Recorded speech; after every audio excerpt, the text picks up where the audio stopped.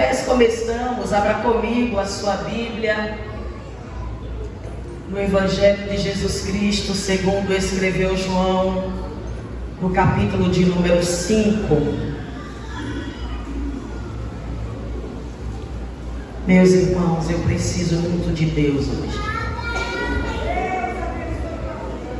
João, capítulo de número 5, o versículo de número 39.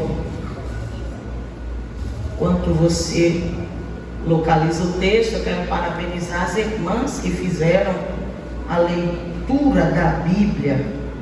Que Deus abençoe vocês. Eu sei o quanto é desafiador, mas Deus vai continuar abençoando vocês poderosamente. Quem lê a primeira vez, irmão, não quer parar mais não, viu?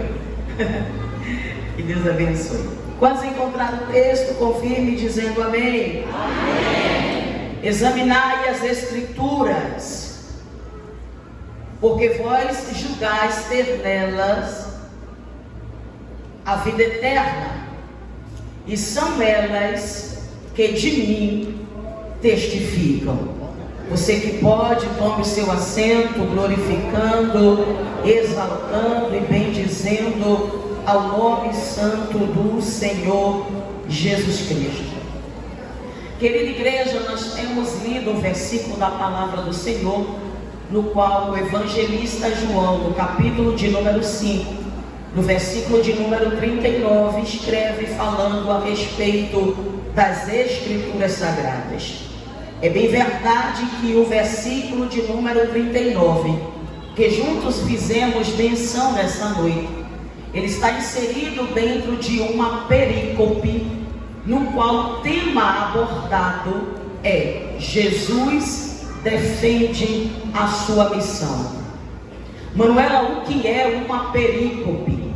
Perícope nada mais é do que uma seção ou uma porção de texto dentro de um texto maior, para que os irmãos possam compreender de forma mais objetiva. Se você fizer a leitura de Mateus, do capítulo de número 28, do versículo 1 ao versículo de número 10, o tema abordado nesses 10 versículos, ou por que não dizer nessa perícope, é a ressurreição de Jesus Cristo. Mas dentro deste mesmo capítulo de número 28, se os irmãos fizerem a leitura do versículo de número 16 ao versículo de número 20, o tema abordado nesta perícope é a grande comissão. Então, de forma resumida, quando falamos de perícope, nós estamos nos referindo a uma porção de texto que está dentro de um texto maior. Que texto maior é esse? É o capítulo. Obviamente, dependendo da versão bíblica que você tem em mãos, é provável que essa versão não tenha essa divisão por perícope ou por temas. Às vezes acontece da versão que você tem em mãos, você tem o texto corrido, apenas o número do capítulo e os versículos. Mas a versão bíblica que eu tenho em mãos, ela está dividida por perícope. E quem é estudante das Escrituras Sagradas entende que estudar a Bíblia em uma versão que está dividida desta forma, você passa a ter uma clareza muito maior a respeito do texto, porque você entende quando termina, quando um assunto inicia e quando aquele assunto termina. Então aqui em João, no capítulo de número 5, versículo de número 39, o versículo de número 39 está inserido dentro de uma perícope, no qual Jesus vai defender a sua missão. A pergunta que você deve se fazer, e de verdade eu espero que você se faça, é por que Jesus está defendendo a sua missão? A resposta está dentro do próprio capítulo de número 5, que os judeus, ou por que não dizer, os líderes judaicos, eles vão acusar Jesus de ter quebrado a lei do sábado. Você lê o capítulo de número 5 e você percebe que essa disputa, ou por que não dizer, desse embate entre os líderes judaicos e Jesus, tem como início a partir do momento em que Jesus curou o paralítico no tanque de Betesda. Então, você lê o capítulo de número 5 e você percebe de forma muito clara que a partir do momento em que Jesus cura o paralítico no tanque de Betesda, e os líderes judaicos passam a ter conhecimento daquilo que Jesus fez, de imediato eles vão acusar Jesus de ter quebrado a lei do sábado. Falar a respeito do sábado é falar sobre uma ordenança, é falar sobre um mandamento estabelecido pelo Senhor. Você lê Êxodo no capítulo de número 20 e você vê que dentre os 10 mandamentos o Senhor estabeleceu a guarda do sábado. É bem verdade que o sábado é uma aliança entre Deus e Israel. Repete comigo: entre Deus e Israel. De modo que a igreja, ela não tem a obrigatoriedade da guarda do sábado, porque o sábado é uma aliança entre Deus e a nação de Israel. E talvez você se pergunte, Manuela, e por que Deus instituiu o sábado? Você lê o livro do Êxodo e você percebe no capítulo de número 12 que o povo hebreu, porque ainda não era Israel, eles passam a ser chamados de Israel, passa a ser uma nação constituída a partir do momento que Deus faz uma aliança com eles no Sinai.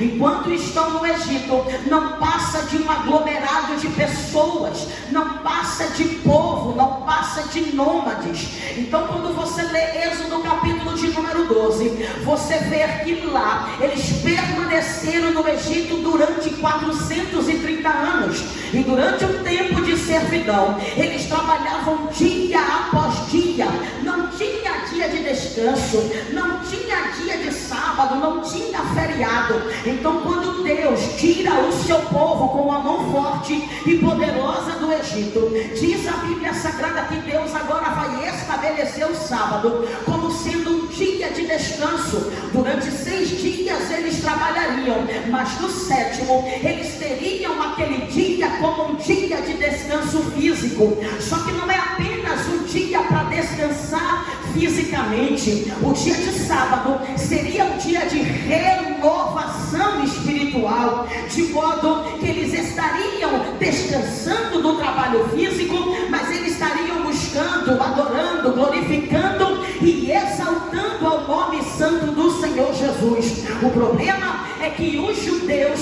eles vão fazer uma interpretação errada da lei, porque não dizer, eles vão interpretar a lei do sábado de forma errada. E qual é a interpretação, Manuela, que eles fazem no dia do sábado? Que nenhum tipo de trabalho poderia ser realizado. Então, na mentalidade dos líderes judaicos, a cura que Jesus realizou ali no tanque de Betesda foi caracterizado como um trabalho, como um serviço. Então vai surgir agora essa acusação dos líderes judaicos para com Jesus. Agora olha para cá, por favor, porque a resposta que Jesus vai dar para eles é: o meu Pai trabalha até agora. Eu vou repetir isso aqui, se você entender, já pode mandar glória para quem merece glória. Porque enquanto os judeus, os líderes judaicos estão acusando Jesus de ter quebrado a lei do sábado e ter trabalhado, ter realizado um serviço, ter curado o paralítico, Jesus vai olhar para eles e vai dizer: o meu Pai trabalha até agora. A resposta que Jesus dá tem 2 objetivos. Quais são, Manuela? Nivelar a sua autoridade e o seu poder com o Pai. Afinal, eles são um. Então, quando ele diz: o meu Pai trabalha até agora, ele está dizendo: eu sou um com o Pai. Se ele trabalha, eu não posso ficar parado. E o sábado também é dia de trabalhar. O segundo objetivo de Jesus a dar essa resposta era para que eles entendessem que a interpretação que eles estavam fazendo da lei era uma interpretação errada. Porque você pode abrir a Bíblia e ler o Antigo Testamento e ler o Novo Testamento e você não vai encontrar, eu disse, você não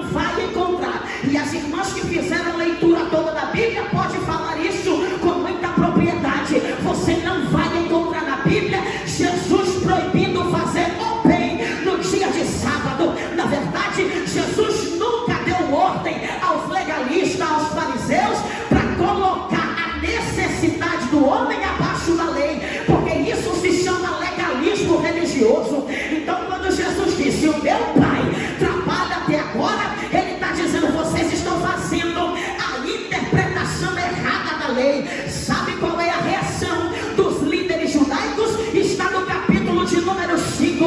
Eles queriam matar Jesus, porque primeiro ele persegue e agora eles querem matar Jesus. Aí você chega no versículo de número 39, Jesus vai dizer: examinai as Escrituras, porque vós cuidais ter nela a vida eterna, e são nelas que de mim testifica. Sabe o que é que Jesus está dizendo? Vocês conhecem as Escrituras, só que vocês não conseguem pegar o conhecimento que vocês têm e reconhecer que eu sou aquele de quem as Escrituras estão falando. Olha para cá, por favor, porque quando eu estava estudando esse texto, o Espírito Santo falou algumas coisas ao meu coração e eu quero compartilhar com você.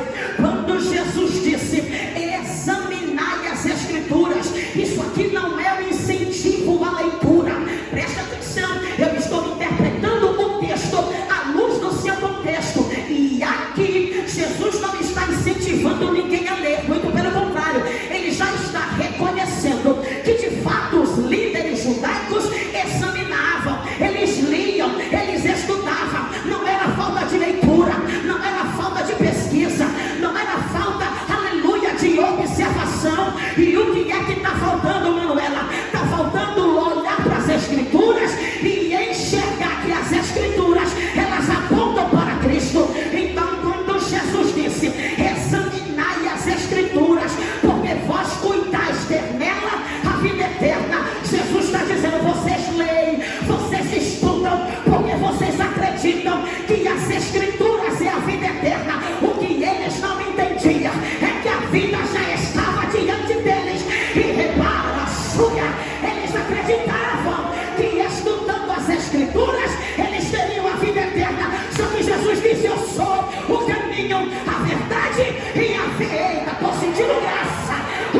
Pega na mão de alguém, pega na mão de alguém. Diga: não adianta ler as Escrituras e não reconhecer quem Jesus é. Não é. Eita, ah, meu Deus do céu.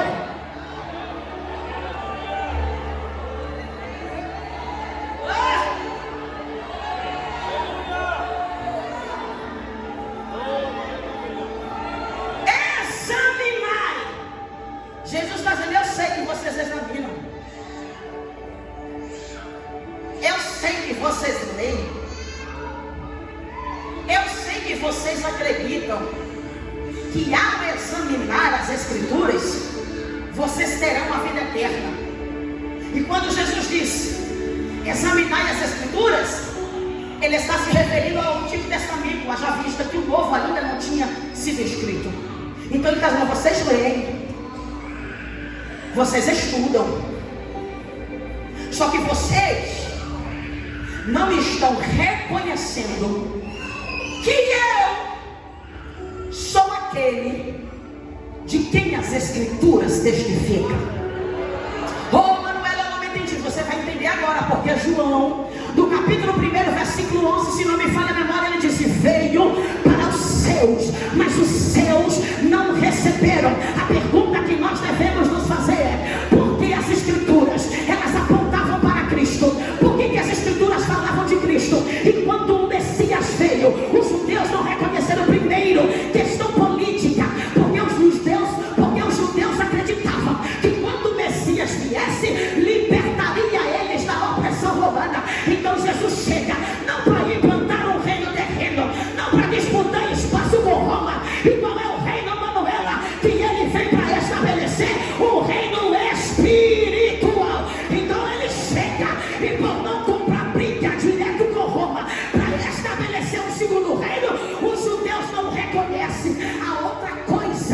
que nós vamos observar é que quando Jesus vem, ele não vem cheio de pompa, ele não vem cheio de honra, ele não entra no cavalo branco, ele não entra dos soldados da guarda pretoriana. E como é que ele entra, Manuela? Ele entra nas ruas de Jerusalém, sentado em um jumento que nem dele era. Então quem olha ele entrando em Jerusalém jamais imaginaria que ele é aquele de quem as Escrituras estavam falando. Jesus está dizendo: vocês examinam, só não reconhecem que eu sou aquele de quem as Escrituras estão falando. Meu Deus. Oi, irmão. Sabe o que eu acho interessante? É que aqui no capítulo 5, Jesus diz que as Escrituras testificam sobre ele. E o que é testificar? A palavra testificar vem de testemunhar, que no grego é martureu. E o que é que significa? É você dar um depoimento, é você falar a verdade a respeito de algo ou de alguém. Então, quando Jesus disse: examinai as Escrituras, porque vós cuidaste ter nela a vida eterna, e são elas que de mim testificam, Jesus está dizendo: ela fala a verdade sobre mim. O problema é que aquilo que ela fala não entra na sua mentalidade. Quem estava aqui ontem viu o que eu disse, que existem pessoas que simplesmente criam estereótipos. E era isso que estava acontecendo com os judeus. Eles tinham criado um estereótipo de quando o Messias viesse. Só que ele veio. E Paulo escrevendo a sua carta aos Filipenses, no capítulo de número 2, a partir do versículo de número 6, ele diz que o verbo se fez carne, Filipenses capítulo 2, versículo de número 6, ele diz que não tendo a usurpação de ser igual a Deus, ele vai tomar a forma humana, ele vai se fazer homem, ele vai andar no meio dos homens, mas quem olha para ele, já disse Isaías, beleza nenhuma nós víamos para que o desejássemos. Ele vai tomar a forma humana, ele vai andar no meio dos homens, mas quem olha para ele não reconhece que é dele que as Escrituras estão falando. As Escrituras testificam que aquele Jesus que andava no meio do povo, que comia com os pecadores, eita, que dormia no barquinho,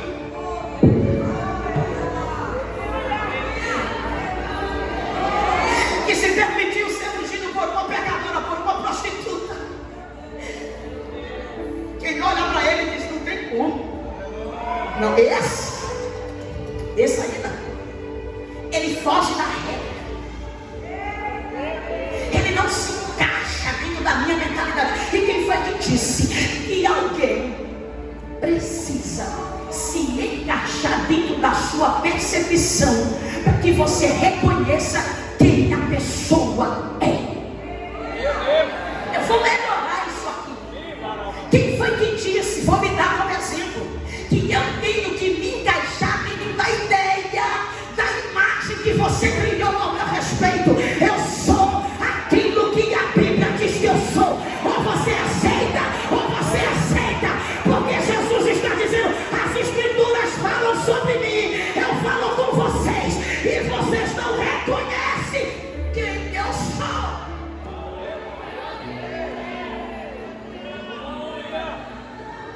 Só que não foi só as Escrituras que testificou quem ele era. Quem mais, Manuela? Os milagres que ele fez. Presta atenção nisso aqui.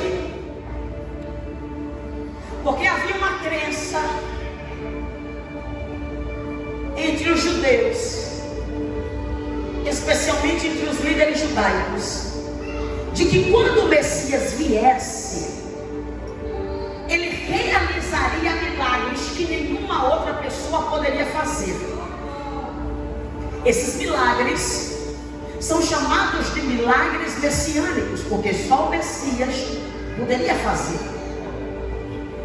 Quais eram os milagres, Manuela? Que revelariam quem é o Messias? A cura do leproso. Lembra do momento em que Jesus está no monte e o leproso conciso de que tem que manter uma distância das pessoas por causa da sua lepra, ele não pode subir no monte onde Jesus está. Mas Mateus escreve que ele fica ao pé do monte esperando Jesus passar. E quando Jesus passa, quando Jesus está descendo, ele olha para Jesus e disse: Senhor, se tu quiseres, pode me tornar limpo. Ele não disse se o Senhor tiver poder, porque ele sabia que Jesus tinha poder, mas ele disse: se o Senhor quiser, o Senhor pode me tornar limpo. O texto diz que Jesus disse: eu quero, seja limpo. Olha o milagre messiânico sendo apresentado. Olha Jesus rezando, olha Jesus realizando um milagre que nenhum outro seria capaz de realizar. Os milagres apontavam para o Messias.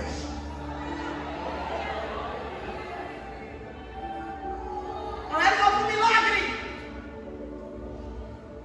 expulsar demônios. Mas espere, porque você lê a Bíblia e você vê que outras pessoas expulsaram demônios. Lembra quando os discípulos chegaram para Jesus e disseram assim: Jesus, nós vimos um homem expulsando o demônio no nome dele. O senhor quer que a gente vá lá resolver esse problema? Jesus: não, senhor, não. Deixa eles. Então, expulsar demônio, qualquer pessoa que tivesse autoridade fazia isso. E o que caracterizaria Jesus como o Messias, aquele a quem as Escrituras testificavam? Qual seria a diferença? A diferença é que quando Jesus expulsava o demônio de uma pessoa, havia uma transformação. Não, eu vou falar de novo. Quando Jesus expulsava o demônio de uma pessoa, havia transformação. Lembra de Maria Madalena? Ela tinha 7 demônios no couro. Só que quando Jesus expulsou o demônio da vida de Maria Madalena, ela não apenas passou a seguir Jesus, como passou a ser mantenedora do ministério de Jesus. Era os milagres testificando quem ele era. Sabe o que eu acho mais interessante? É que até os demônios sabiam quem Jesus era. Você lê Lucas capítulo 4, versículo 41. Os demônios sabiam quem era Jesus, mas eles não sabiam. Eles não sabiam. Você tem noção disso aqui? Jesus chegaria em um lugar e os demônios olharem para ele e dizer: tu és o santo de Deus. Aí os líderes judaicos, os entendedores, os cheios do conhecimento, os cheios da letra, não entendia que o Verbo encarnado estava diante dele, andando com eles, se assentando à mesa com eles. Sabe o que é que o Senhor falou comigo?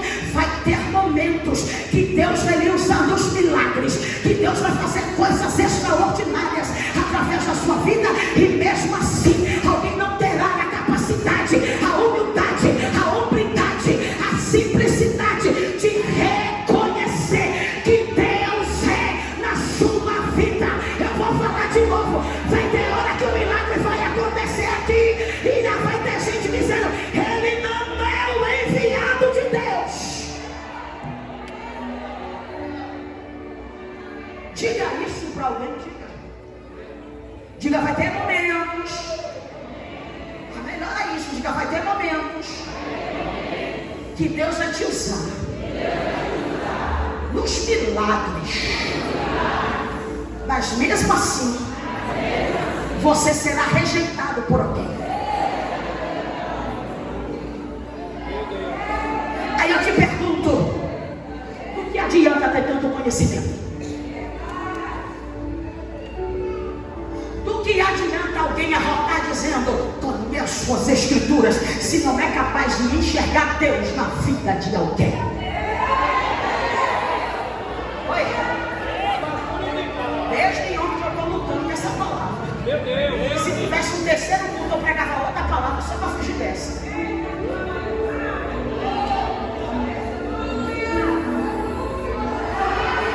Do que adianta? Porque tem gente que arrota,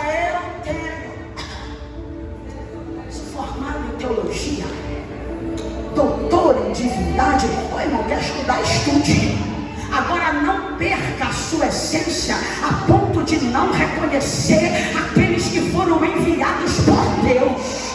Não pega o teu conhecimento para fazer um patamar, para se achar a última tocada do pacote, a última bolacha do pacote, para se achar que é melhor que todo mundo. Não adianta ter conhecimento e não reconhecer que Deus é na vida de alguém, que foi Deus que me enviou, que Ele é o enviado de Deus para fazer milagres.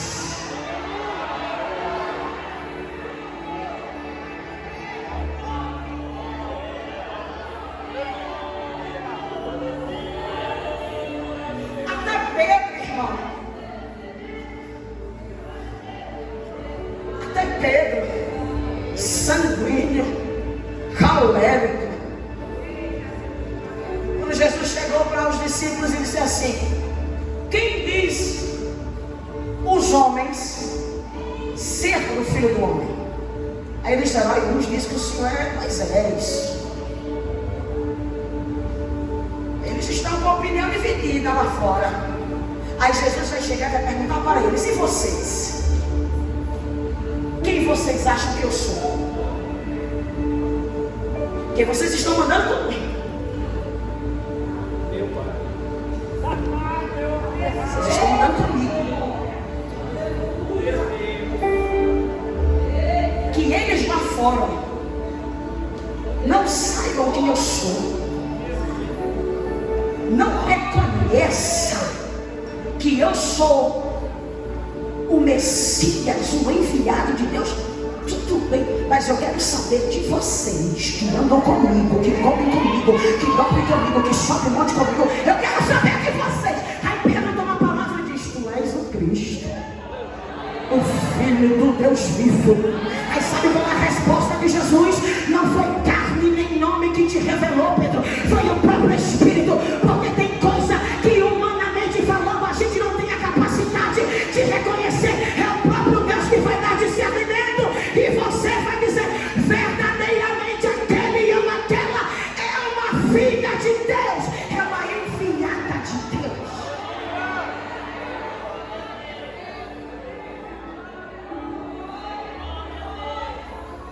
Milagres messiânicos, eles falam, eles testificam quem Jesus é. Quer ver um exemplo? Ressuscitar mortos. Manuela, mas no Antigo Testamento Eliseu foi usado por Deus para ressuscitar. Você disse bem, Eliseu foi usado por Deus. Havia uma dependência. E Jesus,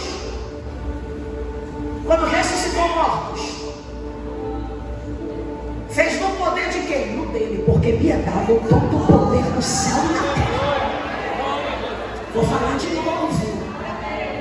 No Antigo Testamento existiram pessoas que foram usadas por Deus para ressuscitar outras pessoas. Você lembra do filho da viúva de Sunem? A Sunamita, não é Sulamita. Sulamita é de Salomão. É a Sunamita, moradora de Sunem. Lembra do filho dela? Lembra? Pois é. O menino está no campo, tem uma dor de cabeça, porque só tem dor de cabeça quem está no campo. Quem está em casa tem dor de cabeça.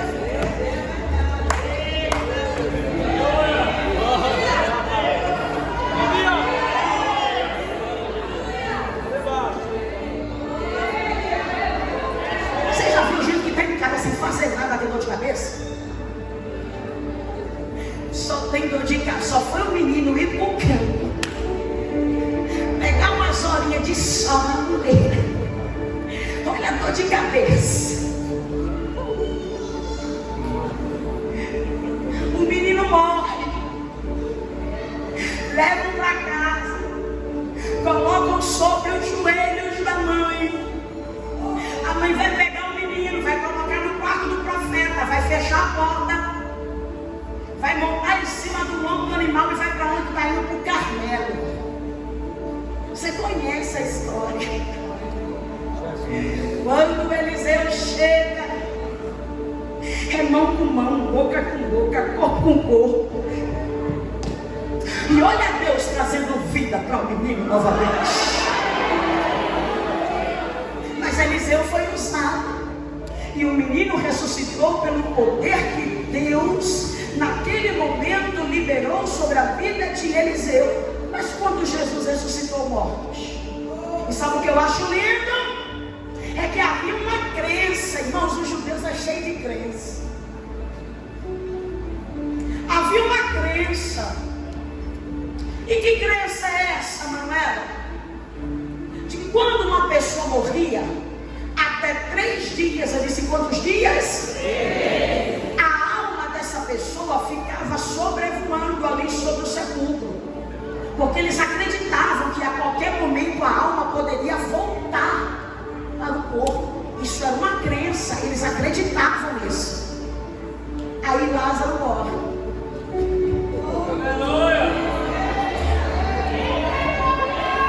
Já pegou, não pegou? Eu gosto de pregar para crente que conhece Bíblia. Jesus demorou um dia. No mesmo dia que Lázaro ficou doente, Jesus foi avisado. Só que o texto diz que Jesus ele continua lá onde ele estava. E quando ele chega em Betânia, Lázaro já estava morto há 4 dias. Então a crença já tinha caído por terra. Escute isso aqui, escute isso aqui. Quando Jesus está chegando na cidade, ele está nas proximidades da porta da cidade, os judeus vão avisar a Marta e Maria que Jesus está chegando. Marta se levanta, porque é costume dos judeus durante 7 dias ficar prostrado, lamentando a morte de alguém. Lembra de Jó? Pois bem, quando Marta é avisada que Jesus está chegando, ela se levanta e vai ao encontro de Jesus. Aí ela olha para Jesus e diz assim: se tu estivesses aqui, o meu irmão não teria morrido. Aí Jesus diz: Marta, se creres verás a glória de Deus. Segure, segure, porque Marta quer discutir escatologia com Jesus. Aí ela vai dizer assim: sim, eu sei que ele vai ressuscitar na ressurreição dos últimos dias, querendo discutir teologia, escatologia com Jesus. Não, bendito, pelo amor de Deus. Aí Jesus disse: o teu irmão há de ressuscitar. Presente, o teu irmão há de ressuscitar. Eu não vou esperar para ressuscitá-lo na ressurreição dos últimos dias. Marta, eu cheguei para trazer vida.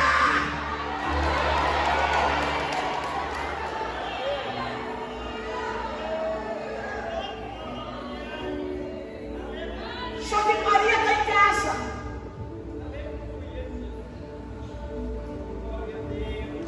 E quando ela vai ao encontro de Jesus, está no texto, os judeus vão com ela, acompanhando.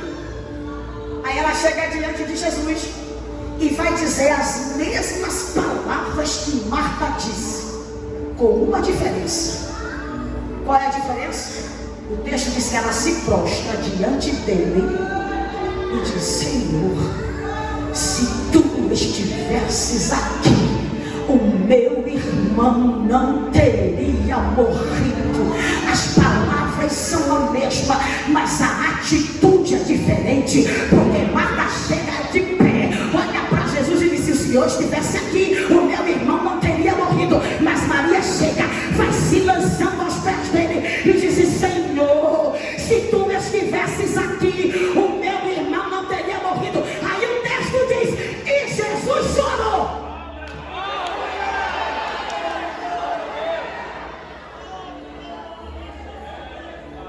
Olha a humanidade de Cristo. Aí ele pergunta: onde o puseste? Aí Jesus está caminhando em direção para onde Lázaro foi enterrado. Eu gosto desse texto, meus irmãos. Sabe por quê? Porque quando Jesus está de frente para o sepulcro de Lázaro, e era costume daquela época, quando uma pessoa morria, ela ser enterrada dentro de gruta, dentro de caverna, e uma grande pedra era posta para isolar o acesso. Para que essa pedra? Essa pedra tem muitas finalidades. Dentre elas, evitar que salteadores invadissem o sepulcro e roubassem os pertences do defunto, como por exemplo as especiarias, os óleos aromáticos. Então a pedra servia também para isso, como também a pedra servia para evitar que as feras do campo adentrassem ao sepulcro e destroçassem o corpo do defunto. Então morreu, coloca-se uma pedra. Aí o texto diz que Jesus está diante do sepulcro de Lázaro. A pergunta é: Jesus poderia ou não poderia ter dito: pedra, mova-se para a direita? Claro que poderia. Ou pedra, mova-se para a esquerda? É claro que poderia. Ele falou com uma rocha no Antigo Testamento, ela deu água. Imagine se não poderia falar com uma rocha naquele dia e a pedra rolar para o lado. Claro que poderia. Mas por que ele não fez isso? Porque tem coisas que Deus faz e tem coisa que é o homem que tem que fazer. Eu vou falar de novo, porque você ouviu e fez de conta que não ouviu. Tem coisas que é Deus que faz e tem coisa que é você que vai ter que fazer. Jesus vai dar uma palavra, liberar uma palavra. Lázaro, saia para fora. E na língua portuguesa isso soa errado, porque não tem como sair para dentro. Só que quando você entende que Lázaro estava sepultado dentro de uma gruta, ele poderia simplesmente sair de uma gruta e entrar em outra. Mas quando Jesus diz: Lázaro, saia para fora, ele está dizendo: venha para onde eu estou.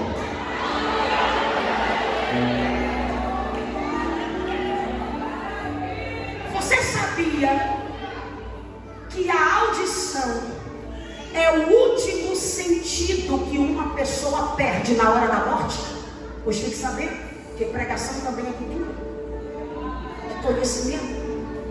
A pessoa está morrendo e o último dos 5 sentidos do corpo humano que ela perde é a audição. Essa região do ouvido é onde estão localizados os menores ossos do corpo humano. O menor ou é o estribo ou é o martelo, eu não lembro exatamente agora. Se alguém quiser olhar aí e me dizer, fique à vontade. Então quando Jesus diz: Lázaro, vem para fora, eu queria que você entendesse que nós estamos falando de um corpo que há 4 dias estava enterrado, que já estava em estado de putrefação, as enzimas, o corpo soltando líquido, os bichos já comendo o corpo de Lázaro. Agora você precisa entender que quando Jesus libera a palavra, olha o que é que vai acontecer. O menor osso do corpo humano vai dar ouvidos à voz de Deus, e Lázaro vai se levantar e vai caminhar em direção a Jesus. Só que tem um detalhe. Qual é o detalhe? Quando uma pessoa morria, os judeus faziam rituais fúnebres: lavar o corpo, passar óleo, especiarias, e depois vai colocar faixas, dependendo da condição da família, faixas de linho, vai envolver aquele corpo. Aí isso aqui mexe comigo, porque Jesus disse: Lázaro, venha para fora. Lázaro se levanta e, cheio de atadura, ele vai ao encontro de Jesus. Irmão, quem aqui já brincou daquela brincadeira do saco? Que a gente entra no saco e tem que ficar pulando. Mas se pular já é ruim, já é difícil. Imagine caminhar. Agora imagine Lázaro, todo envolto, todo envolvido em faixa. Mas quando ouviu a voz do Yeshua HaMashiach, o Messias, aquele de quem as Escrituras testemunhavam sobre ele, quando Lázaro ouve a voz de Jesus, a voz do seu amigo, olha Lázaro vindo ao encontro dele. E até tem uma canção que diz: não sei se ele veio voando, não sei se ele veio caminhando. O que eu sei é que quando Jesus liberou a palavra, olha Lázaro caminhando em direção a Jesus. Termina agora.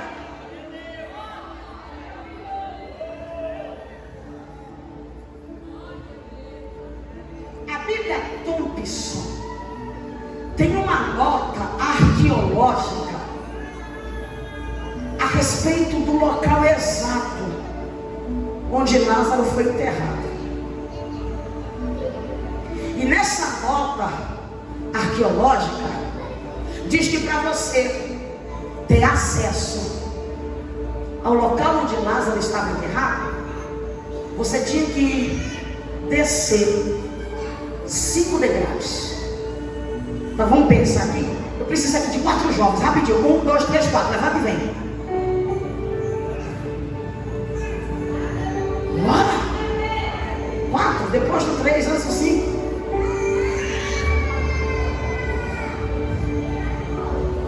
Você precisa entender aqui o que Deus está falando. Quando Lázaro morreu, seu corpo foi colocado no esquife. Imagina aí aquela maca da SAMU a facilitar o entendimento. Aí 4 pessoas, 2 de um lado, 2 do outro, rapidinho, rapidinho, rapidinho. 2 de um lado, 2 do lado, 2, 2, 2, 2, isso. Isso. Licença. Licença. Isso. Com a mão direita, faz assim, faz de conta que vocês são direita, vocês dois à esquerda. A mão direita, aqui ó. Faz de conta que você está segurando na alça do esquife. Você essa daqui, você essa daqui, você essa daqui. Vocês estão acompanhando a minha linha de raciocínio? Isso aqui é ilustração, isso aqui é didática. Já disse por Milhos, o pai da didática, que isso aqui dá certo. Então tem paciência, tá? Os 4, 2 de cada lado, está descendo os 5 degraus para deixar o Lázaro lá embaixo. Deixaram o Lázaro, deram meia volta e cada um foi para sua casa. Obrigado, era só até aqui. Depois aí eu te vi encontrar com vocês. Então foi no mínimo 4 pessoas para pegar Lázaro e descer os 5 degraus. Deixou Lázaro lá e cada um voltou para sua casa. Agora me prova no texto Jesus precisando de homem para tirar Lázaro de lá da tumba. Você não pegou isso aqui não. Eu estou dizendo que para levar para baixo, para enterrar, para deixar no sepulcro e colocar pedra, foram no mínimo 4, mas quando Jesus, aquele de quem as Escrituras falavam, que quando ele chegasse, realizaria milagres que ninguém foi capaz de realizar, ele não precisou de homem para tirar Lázaro da sepultura, foi apenas a palavra: Lázaro, vem para fora. É para você mandar glória para quem merece glória. É para você exaltar e bendizer o nome daquele que é vivo, que é poderoso, aquele que está sendo pregado aqui nessa noite. É a Ele que você deve adorar aqui.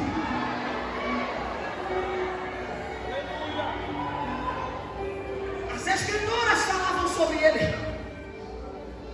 Os milagres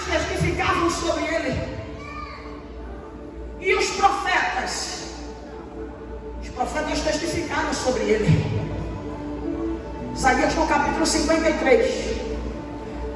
Ele vai descrever Jesus como sendo um cordeiro que, mudo, sem fazer barulho, está sendo levado para o matador. Lembra lá da via dolorosa? O percurso que Jesus faz quando ele sai da casa das autoridades romanas em direção ao Monte Caveira. Ele não disse uma palavra. Quando a cruz pesou e ele caiu, quem é que aparece? Aparece o Sirineu. Porque sempre que você pensar, o céu não vai te deixar parar. Vai trazer nem que seja um para perto de você. Eu preparo a cela. Eu vou falar, você pode até cansar. A cruz pode cair por um instante, mas você precisa cumprir o propósito até o final. Então o Sirineu vai se aproximar de você e vai te ajudar a carregar a cruz. Mas você não vai falar nada. Os profetas falaram sobre ele. Isaías falou que ele era um cordeiro. Aí João no capítulo 1, versículo 29. João Batista está vendo ele vindo em sua direção e diz: eis o Cordeiro de Deus. Vou melhorar.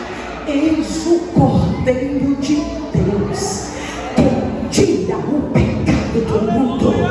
Você percebe que ele está dizendo que o Cordeiro de Deus tira o pecado do mundo. E por que ele está dizendo que o Cordeiro de Deus tira o pecado? Porque no Antigo Testamento, quando um homem pecava, ele ia até o tabernáculo, levava oferta e entregava diante do sacerdote. O sacerdote colocava a mão em cima do cordeiro e havia uma transmissão de pecado. O pecado do homem passava para o cordeiro. Então, quando aquele cordeiro era sacrificado, o pecado do homem era coberto, porque a palavra expiação no original significa cobre. Mas Isaías fala que ele é cordeiro que chega calado. Mas quando João Batista olha e vê Jesus se aproximando, ele não diz: eis o Cordeiro de Deus que cobre o pecado do mundo. Ele diz: eis o Cordeiro de Deus que vai tirar o pecado do mundo. Ele é o Cordeiro de Deus.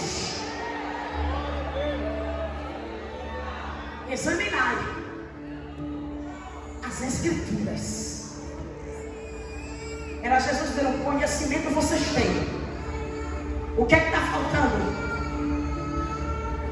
Abrir os olhos e enxergar que eu sou aquele de quem as Escrituras testificam. Eu queria que com muito carinho você colocasse a sua mão sobre o ombro de alguém, com carinho, com respeito, para não constranger ninguém. Seja ético, coloca com respeito. Se sentir que a pessoa ficou incomodada, tira a mão. O meu pedido não pode ferir a tua liberdade de culto. Está com a mão? Está com a mão sobre o ombro da pessoa? Agora olhe para ela com muita autoridade, ou para ele com muita autoridade, e diga: as Escrituras revelam quem Jesus é. Diga de novo: as Escrituras revelam quem Jesus é. Quer conhecer Jesus? Examine as Escrituras. Quer conhecer Jesus? Leia a respeito dos milagres que ele realizou. Quer conhecer Jesus? Leia aquilo que os profetas escreveram a respeito dele. Quer conhecer